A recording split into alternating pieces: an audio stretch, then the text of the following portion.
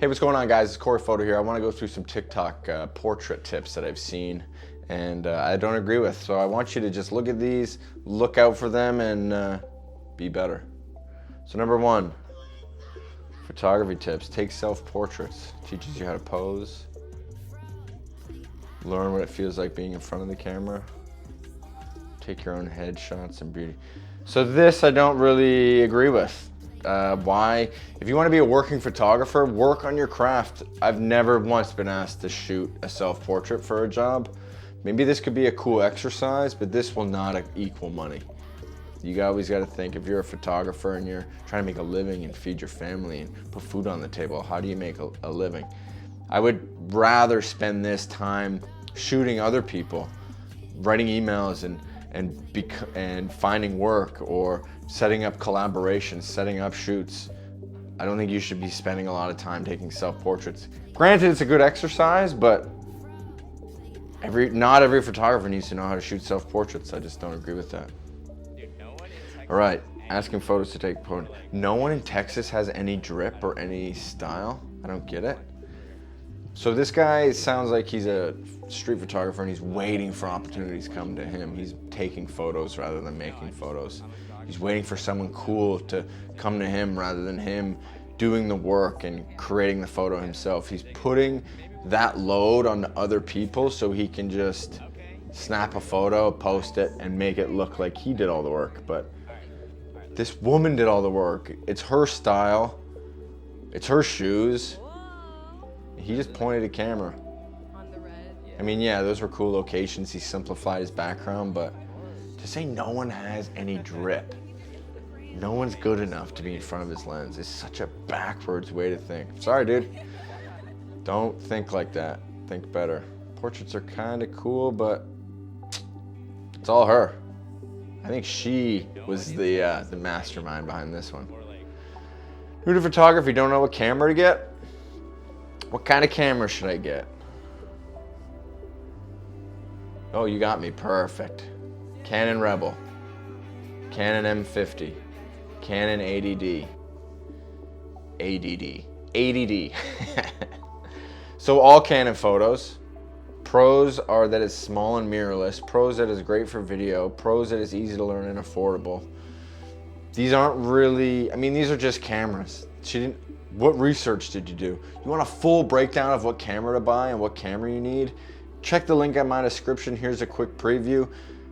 This is the ultimate buyer's guide. Use this. Don't use this little TikTok video where the pros are mirrorless and small. Why is mirrorless a pro? How is a Rebel T7 easy to learn?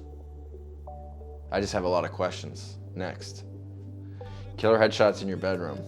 I do this all the time. Let's see if he does it. Not like that, that's for sure. Open a window. You don't really need to open a window. I don't think glass diffuses anything. I'm being lit right now by an open window and it's closed. Yeah, I don't think you need to open it. Shoot the opposite way. Plain background, simplify, simplify. Rotate your shoulders 45 degrees. I don't think you need to do this either. Again, I always think of these things as like a crutch. It just gives someone something to do so they can think about that. When you're going straight forward, it's a bit more difficult. There's nothing to really do. So you kind of internalize it a lot. What should I be doing with my hands? But that's all about how you learn to pose people and how you get better at controlling the environment. But I mean, pretty good tip. I don't like the 45 degree. It seems very corporate, very realtor kind of portrait. How I edit my photos. How do you edit your photos? Let's see. Whoa, that looks very stylish. No, not an app. Not an app. Again, if you want to be a pro, don't use an iPhone app. Don't use an app at all. Photoshop is industry standard because it's a standard that you need if you want to be in the photography industry. You want to be a high level photographer? Don't use an app. Bring it into your computer. Learn how to do this stuff yourself. Learn the craft of it instead of relying on a computer. What if this app becomes obsolete and then this is your whole workflow is built on this app? Get onto a computer. Get into a full workflow. You want to learn how to become a better retoucher? Click that link in my description. Just like that. Easy way to expand your studios if they're too close. And I'm assuming if they're on a simple background. But you could extend it like this and then just use your paint bucket tool. You don't need to use Content Aware or use this weird computer. There's so many easier ways to do this. I think you're overcomplicating things a little bit. And there was a cut there, so we didn't even see how Content Aware worked. It might have been some film trickery, which I'm not that into, but whatever. You got your 43,000 likes on TikTok. Me editing the irrelevant parts of my photo because it was bothering me. Why don't you edit the relevant parts? Look at those white specks on your sweater. You could fix that sweater. Why don't you fix the sweater? Okay, you're getting rid of that thing on the post. I mean, that's not irrelevant. If your eye goes to that, everything in the photo is relevant. I don't think that's irrelevant. But edit those specks on edit the specks on your sweater. Edit the relevant parts. I'm a photographer and I took this photo. Ooh, her lens cap's on. We've all been there. I really hate when people say, you're so lucky. Like, no, I worked really hard. Hate to break it to you, Olivia, but you are lucky. I always say your photography career is a perfect combination of skill and luck. You have to be skilled and work your ass off. So when you get an opportunity, and that opportunity is sheer luck, that somebody saw your work, somebody wants to hire you, somebody sent you an email, that's all luck. The fact that you're in a studio shooting people for money with a camera is lucky. So, sorry, Olivia, but you're very lucky. But you also probably work hard. So do both. 3 tips for better portraits. I love portrait tips. Don't use backlighting.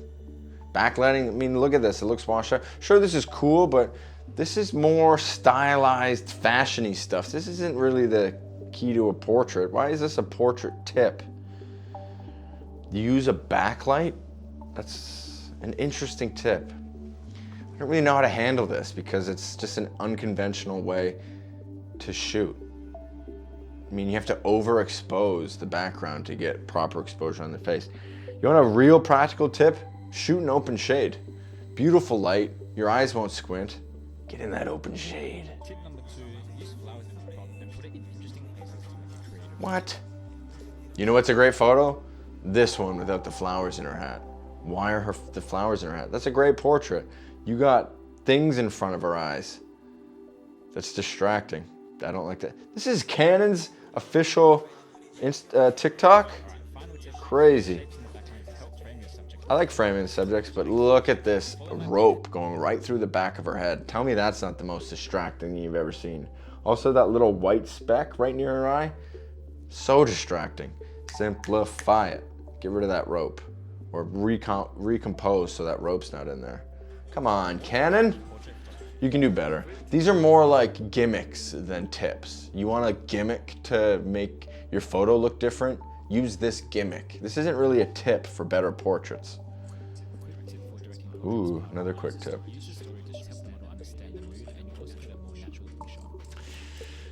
I don't know if telling someone to be cold and tell someone, I mean, I actually use the waiting tip a lot. I always tell people, sit when you're sitting, imagine you're gonna be here for 20 minutes to wait for a friend, and that does allow you to get a lot more comfortable. Instead of being this uptight, you gotta wait for someone for 20 minutes, like I look way more natural here. But telling someone to be cold is a bit odd.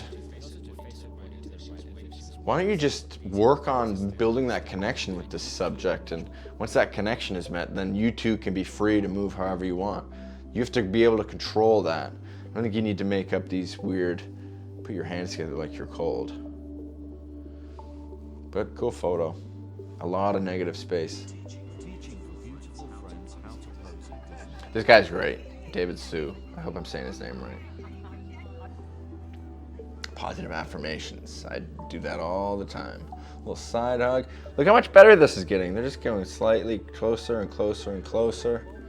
I mean, this is just showing you you're breaking that wall and you're building your connection with the subjects. You're not making no gimmicks here. Notice he's not using a gimmick, not a single gimmick. Just making them feel comfortable, making them be together. I like this. This is something you can do. Yeah, that's good. That's a very hard thing he's doing. Never meeting these people that aren't in front of the camera and taking a cool photo. I didn't even need to see the photo. I know it's gonna be great. Photography tips. Portrait edition. You use leading lines to frame your image. No, a gimmick. It's another gimmick. This isn't really a tip. This is like, here's a gimmick you can use to make your photos look a little better. I think this picture honestly looks better with no leading lines. Just have this photo by itself, maybe even lose the boat, and it looks dope as hell. I don't think you need any of this weird stuff in the foreground. Use something in the foreground to fill the frame. It's kind of what we just did. He's using those train tracks again. It's kind of a weird picture, although this does look like something that would be in Vanity Fair if you didn't have like this weird piece of cabbage, if you just kind of framed from the bottom of his foot. Get a mode to jump in an unnatural position. See, I think this is weird too. What part of portrait photography says you should do something unnatural? I think your connection with the subject's more important. Granted, it's a cool photo, but I wouldn't call this a portrait. Would you? You disagree? Comment. 3 tips for killer portraits outdoors. Use an element in the... Everyone loves this foreground element. Avoid messy backgrounds. Great, great, great, great. Use a portable tube light. Why? Look at the light on her face right there. Her light on her face is perfect. Don't cover her face.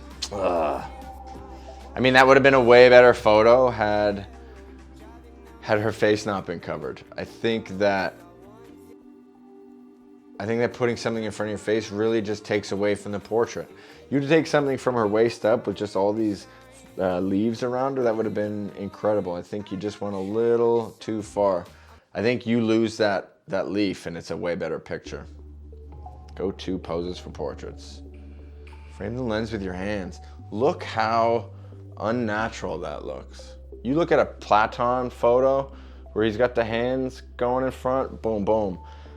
Like, look at the attack, look at the mode he has it. This is just kind of unsure, uncertain.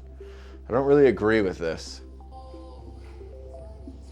Looking over the shoulder is a classic. Yeah, you weren't even looking down the lens. Whatever.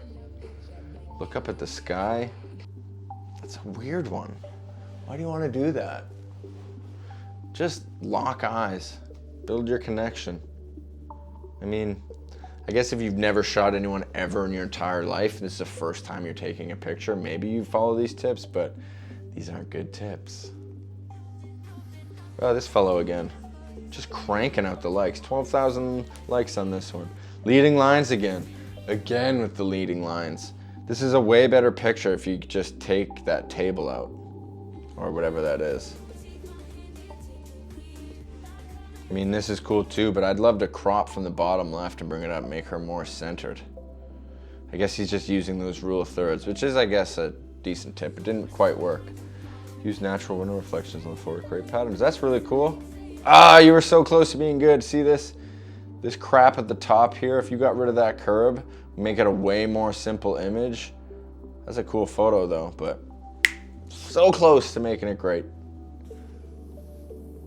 Cheap photo hack. Oh, look how messy that stuff is on her lens. Sure, it looks good. So the photos look good, but I mean, they just look like standard flash photos. It didn't look like anything special. It just, you got a used piece of paper towel on your camera. Lighting director that I worked with when I was a gaffer used to say, if you want to be pro, you got to look pro. And nothing about this looks pro. So most flashes even have that little piece of plastic that can come down and fold in front. This seems like a bit overkill and I just don't like it. Portrait 101. This means it's the first thing you can learn. I mean, I don't necessarily agree that the 50 is good for portraits. I shoot all of mine on 135. Platon's a 120. Steve Carty's an 85. All these people use different focal lengths. But it's cool to zoom in. Look at her outside with her eyes squinting. Here's a portrait tip 101. Have the eyes open in a portrait. Maybe go to an area with open shade, like I mentioned earlier. Open shade is your best friend. Best lighting. It's nice and soft. Your eyes will be open. It's just not the best here. A little too much negative space. You can't see her hands. Her eyes aren't open. Not quite the 101 that we were looking for. Lightroom retouching hack. First things first, open up Lightroom and choose the photo that you want to edit. Oh. Then I go to the spot correction tool, make sure it's set to heal and not clone, and then I do a quick Heel's just like a blend, I guess. Look at all those things. Why don't you just use the industry standard tool like Photoshop? It costs like $9 a month and you're trying to be a pro photographer? You're just blurring the face. This is like a trend that kind of went on in like the late 90s, early 2000s, where it's just like this hyper-produced face, and this is kind of what you're leaning into. Now it's more about natural, not photoshopping. This is just not the right program. I mean, it can do this stuff, but it's not the right program. You're not using the right tools. It's like using a hammer to drill in a screw. product of before and after. Oh, lose some flatness there. Here's how I retouch photos in a time crunch. Not that way to do it. Use Photoshop. You want to know how to retouch skin? Check out my skin tutorial. Link in the description. Photography tips. Portrait edition. Tell me how to make a good portrait.